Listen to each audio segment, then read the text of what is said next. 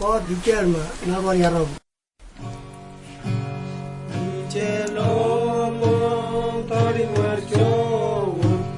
lo cruce che cani